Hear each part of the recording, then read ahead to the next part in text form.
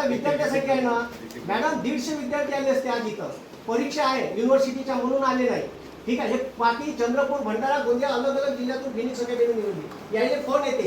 नाशिकवरून phone आले. Result लागायच्या अगोदरल्या 3 दिवस अगोदर फोन येतात. कसा डाटा जाते? रेफर करण्याची आर्थिक प्रलोभन देतात की तुम्ही तुमचे मित्र रेफर करा, आम्ही तुम्हाला रिवर्स मिळतील, ते कॅश मध्ये कन्वर्ट करता येईल. अशा पद्धतीने आपल्या संस्था सांगतात मॅडम.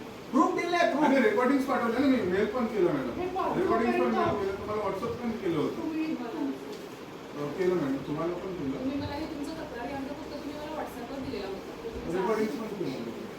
मेल पण केलं, मेल केलं ना मॅडम.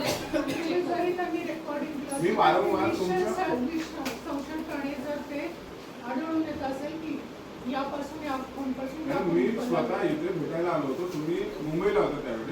तुमच्या लोकांशी भेटलो होता, त्यांना सविस्तर समजून सुद्धा सांगितलं होतं. मेल तर केलेच मी 15 दिवस अगोदर, परंतु डिस्पॅचला पत्र सुद्धा टाकलेले, त्यांना सुद्धा सांगितलं.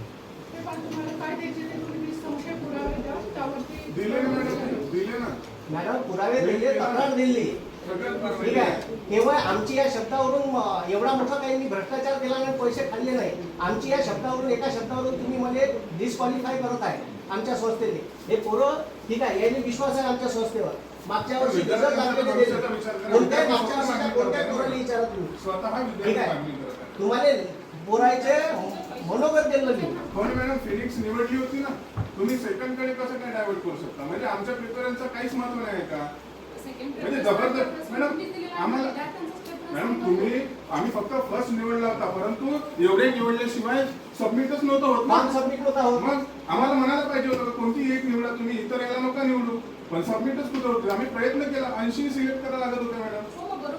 कसं काय? कसं काय मॅडम? अपवादात्मक परिस्थितीमध्ये जर काही प्रॉब्लेम झाला, त्या संस्थेचं हे झालं, मॅडम आमची काम मागणी आहे मॅडम. दुसरा चॉईस असायला पाहिजे. मॅक्सिमम चॉईस आम्ही मुलांना दिलेला आहे ना. मुलांकडे मॅक्सिमम चॉईस आहे का? त्या संस्था नको आम्हाला, ज्या 10x10 रूम मध्ये चालतात. ठीक आहे. ज्या गुणवत्तापूर्ण आणि दर्जेदार शिक्षण विद्यार्थ्यांना देऊ शकते अशा संस्थांना घ्या ना. आम्हाला फक्त आणि फक्त फिनिक्स पाहिजे मॅडम. बाकी संस्था जाऊन पण तुम्ही 10x10 रूम मध्ये चालते आणि डायरेक्ट कॉल करतात विद्यार्थ्यांना की तुमची अटेंडन्स आम्ही मॅनेज करून देऊ, तुम्हाला तुमची स्टायपेंड मिळेल, अशा पद्धतीने वक्तव्य करतात संस्था चालक. पण त्यांच्यावर काहीच कारवाई